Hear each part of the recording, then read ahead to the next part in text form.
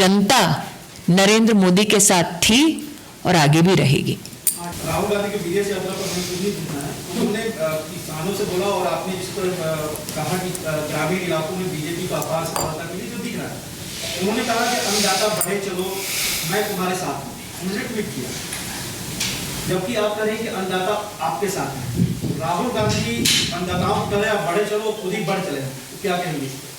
आज देश में 80 करोड़ नागरिक ऐसे हैं, चूंकि भारतीय जनता पार्टी की केंद्र की सरकार है, इसलिए उनको इस बात का विश्वास है कि केंद्र की सरकार के चलते कोरोना महामारी से जूझने के लिए नरेंद्र मोदी जी ने जो फूड ग्रेन का आवंटन करवाया वो जनता जनार्दन तक पहुंचा। केंद्र में भाजपा की सरकार रही जब डीडीसी के चुनाव में मैं स्वयं जम्मू कश्मीर गई थी, तब वहां जनता जनार्दन ने स्वयं इस बात का साक्षी होकर कहा कि अगर भगवान ना करे किसी और की सरकार होती तो इस महामारी से जूझने के लिए जनता को अकेला छोड़ दिया जाता। और दोबारा कहती हूं, अरुणाचल हो, लद्दाख हो, जम्मू कश्मीर हो, हर प्रांत में कोविड महामारी में जनता ने नरेंद्र मोदी के कामों की सराहना की, लेकिन नरेंद्र मोदी की सरकार ने अपने आप को मात्र इन कार्यों तक सीमित नहीं रखा। रिफॉर्म की दृष्टि से विश्व भर में एक ही सरकार है हिंदुस्तान की जिसने एग्रीकल्चर में रिफॉर्म दिखाया, जिसने जब संसद का सत्र हुआ तो उसमें भी अपनी एफिकेसी को प्रतिस्थापित। बार मेरा आग्रह है कि विपक्ष मात्र अपने आप को स्टेटमेंट्स तक सीमित रखे, ये उनका स्वतंत्रिक एक अधिकार है। हम भाजपा के कार्यकर्ता अपने संगठन के माध्यम से जनता के मध्य में जाकर लोकतांत्रिक ढंग से जनता का आशीर्वाद पा चुके हैं और ये रिजल्ट अपने आप में बताता है कि देश की जनता मोदी के साथ है, विपक्ष के साथ नहीं। Ma'am, in beginning of the press conference, you focused on how the workers in Kerala of BJP are being killed. The similar trend is going on in West Bengal. Before election, we are seeing that how workers of BJP are being killed and attacked. What do you say on that?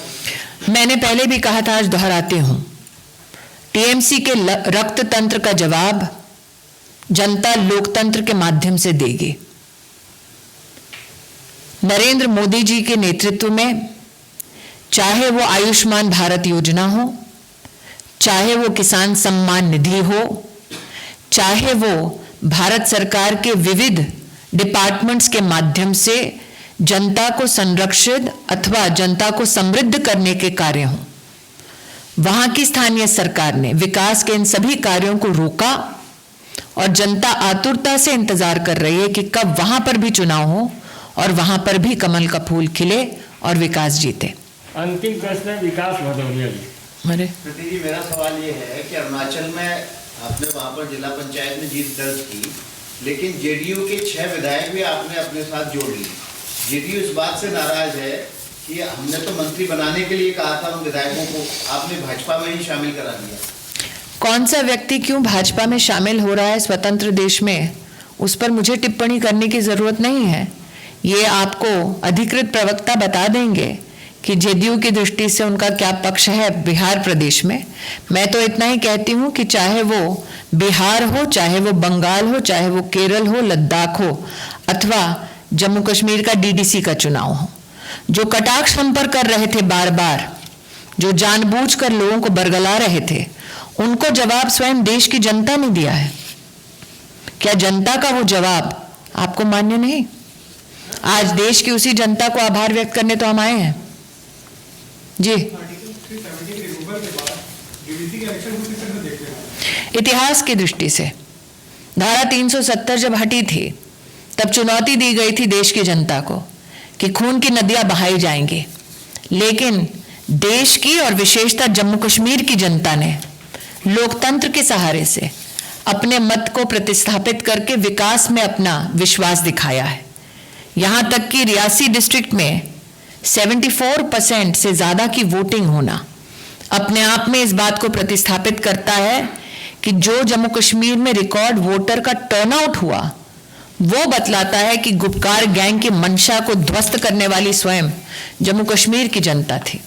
इसलिए नरेंद्र मोदी के प्रति जम्मू कश्मीर की जनता ने जो विश्वास दिखाया, दोबारा दोहराती हूं, उसके लिए हम जितना आभार व्यक्त करें उतना कम है। मित्रों नमस्कार। भारतीय जनता पार्टी की वरिष्ठ नेत्री और प्रखर वक्ता केंद्रीय मंत्री श्रीमती स्मृति ईरानी जी आपको संबोधित करेंगे। मेरा विनम्र निवेदन है स्मृति ईरानी जी से कि आपको संबोधित करें। धन्यवाद संजय जी। सबका साथ, सबका विकास, सबका विश्वास, इस संकल्प के साथ भारतीय जनता पार्टी के राष्ट्र भर के कार्यकर्ताओं ने माननीय नरेंद्र मोदी जी के नेतृत्व में सितंबर 27 साल 2020 से लेकर कल तक एक प्रदेश का असेंबली चुनाव, 11 प्रदेशों में बाई इलेक्शन, 8 स्थानीय निकाय के चुनाव, इन सब में भारतीय जनता पार्टी के लिए अभूतपूर्व जीत दर्ज कराई है। आज भारतीय जनता पार्टी के राष्ट्रीय अध्यक्ष, देश के प्रधानमंत्री श्री नरेंद्र मोदी जी को हम सब कार्यकर्ता इस जीत के लिए हार्दिक अभिनंदन प्रेषित करते हैं। शुरू करें अरुणाचल प्रदेश से, the land of the rising sun. हम सब के लिए यह आनंद का विषय है कि अरुणाचल प्रदेश में 22 दिसंबर के दिन वोटिंग के बाद अब तक 242 जिला पंचायतों में से भारतीय जनता पार्टी ने 187 में जीत दर्ज कराई है। मैं दोबारा कहना चाहूंगी, 242 जिला पंचायत में भारतीय जनता पार्टी ने 187 में जीत दर्ज कराई है। वहीं साथ ही 6,450 से भी ज्यादा ग्राम पंचायत हमारे मेंबर अरुणाचल प्रदेश में अब तक चुनकर आए हैं। भाजपा ने पासीघाट म्युनिसिपल काउंसिल में भी अपनी जीत दर्ज करा ली है। इसकी तुलना में इंडियन नेशनल कांग्रेस पासीघाट में 2 तक सिमट कर रह गई है और ग्राम पंचायत में भी कांग्रेस पार्टी का प्रदर्शन उसका वही हाल है जितना उनके निवर्तमान अध्यक्ष का हाल अमेठी में हुआ। यह कहना उचित होगा कि मीडिया के कई मेंबरानों ने वर्षों से भारतीय जनता पार्टी के केरल प्रदेश के कार्यकर्ताओं का संघर्ष देखा, रिपोर्ट किया। हमारे कई कार्यकर्ता वीर गति को प्राप्त हुए। कम्युनिस्ट पार्टी ने जिस प्रकार से, कांग्रेस पार्टी ने जिस प्रकार से एक माहौल बनाया लोकतंत्र को कुचलने का, तब भी भाजपा के कार्यकर्ताओं ने 8, 10 और 14 दिसंबर को जो लोकल बॉडी इलेक्शन हुआ उसमें अपने कार्य के माध्यम से हमारी परफॉर्मेंस को बेहतर किया। इसलिए आज हम उन सभी कर्मठ कार्यकर्ताओं का इस मंच से आभार व्यक्त करते हैं। गोवा में जिला पंचायत का जो चुनाव हुआ उसने एक अनोखा इतिहास रचा। 48 सीट्स में से भारतीय जनता पार्टी 33 सीटों पर जीती। आज दिल्ली में वो राजनीतिक दल जो दिल्ली का ही चक्का जाम कर कर बैठे हैं, वो मात्र 1 सीट तक सिमट कर रह गए। आज प्रशंसनीय है भारतीय जनता पार्टी के वो कार्यकर्ता जिन्होंने बोडोलैंड टेरिटोरियल काउंसिल 2020 के चुनाव में जनता के आशीर्वाद से जीत को दर्ज कराया। यूपीपीएल और जीएसपी के साथ गठबंधन करके। देवी और सज्जनों, आपसे मैं विनम्रता से कहना चाहती हूं कि पिछली बार 2015 में बीटीसी के चुनाव में भाजपा मात्र एक ही सीट जीती थी। ये अभूतपूर्व इतिहास बनाने के लिए, नरेंद्र मोदी जी पर विश्वास दिखाने के लिए मैं जनता को हम सबकी ओर से आभार व्यक्त करती हूं।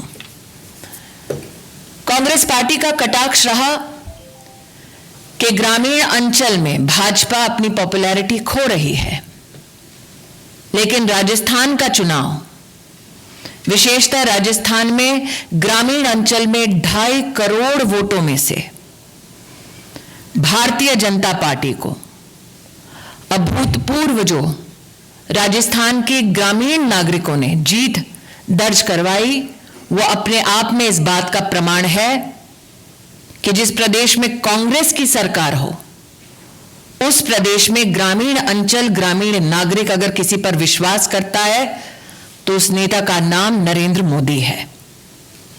यह कहना उचित होगा कि भारतीय जनता पार्टी ने 1990 पंचायत समिति में जीत का परचम जनता के आशीर्वाद से लहराया और 350 से भी ज्यादा जिला परिषद में, 93 ब्लॉक पंचायत में भाजपा की जीत दर्ज हुई। बड़े हर्षोल्लास के साथ भाजपा के देश भर के कार्यकर्ताओं ने ग्रेटर हैदराबाद म्युनिसिपल कॉरपोरेशन के चुनाव में हमारे कर्मठ कार्यकर्ताओं, हमारे नेतृत्व का आशीर्वाद पाकर जो जीत उन्होंने दर्ज कराई, उसके लिए आनंदित भी हुए और उन्होंने शुभकामनाएं भी प्रेषित की। जिस ग्रेटर हैदराबाद म्युनिसिपल कॉरपोरेशन में पिछले चुनाव में भाजपा ने मात्र 4 सीटें जीती थी, इस चुनाव में भारतीय जनता पार्टी ने 12 गुना ज्यादा सीटें जीती और 48 सीटों के माध्यम से इतिहास बनाया एक ऐसे म्युनिसिपल कॉरपोरेशन में जहां पर टीआरएस और एमआईएम की अपनी एक सांठगांठ थी। यह भी कहना उचित होगा कि तेलंगाना में जब बाईपोल हुआ, वहां पर भी प्रदेश की सरकार के नुमाइंदे को हराकर भारतीय जनता पार्टी ने बाई इलेक्शन जीता। कर्नाटका में भारतीय जनता पार्टी ने 51% वोट पाकर बाई इलेक्शन जीता। मणिपुर में भारतीय जनता पार्टी ने 40% से भी ज्यादा वोट पाकर बाई इलेक्शन जीता। उत्तर प्रदेश में भारतीय जनता पार्टी ने 7 में से 6 सीटों पर जीत दर्ज कराई। गुजरात का बाई इलेक्शन का ऐतिहासिक चुनाव का परिणाम कौन भूल सकता है, जहां पर 8 से 8 सीटों में भाजपा की जीत दर्ज हुई और कांग्रेस पार्टी 0 तक सिमट कर रह गई। मध्य प्रदेश में 49% वोट पाकर भारतीय जनता पार्टी ने 19 सीटें दर्ज कराई। संजय मयूख जी बिहार के प्रतिनिधि भी हैं और इस बात का हम सब गौरव करते हैं कि बिहार के असेंबली इलेक्शन में भारतीय जनता पार्टी 110 सीटें लड़ी और 74 सीटें जीतकर हमने वहां पर एनडीए की सरकार स्थापित की। यह भी हम सब के लिए गौरव की बात है कि हम सब जब चर्चा करते हैं कार्यकर्ताओं के मध्य में, तो एक स्वर में कहते हैं कश्मीर हो या गुवाहाटी, अपना देश अपनी माटी। और आज डीडीसी का चुनाव जम्मू कश्मीर की धरती पर एक अनोखा इतिहास रच गया।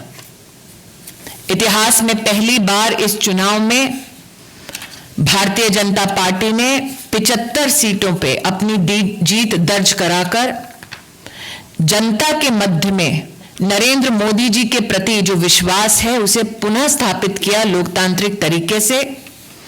उसके लिए मैं जनता को, हम सब कार्यकर्ताओं की ओर से आभार व्यक्त करते हैं। आप सबको ज्ञात है, लद्दाख ऑटोनोमस हिल डेवलपमेंट काउंसिल के चुनाव में भी 26 में से 15 सीटें भारतीय जनता पार्टी को प्राप्त हुई। जैसा कि मैंने कहा, जो राजनीतिक पार्टी आज देश की राजधानी में चक्का जाम करने में अपना सहयोग दे रही है, वो आम आदमी पार्टी भी इस चुनाव में सिमटकर 0 तक सीमित रह गई। ये आंकड़े मैंने आप सबके सम्मुख प्रस्तुत इसलिए किए क्योंकि जब से एग्रीकल्चर की दृष्टि से रिफॉर्म बिल देश की संसद में पारित किया, तब से विपक्षी दल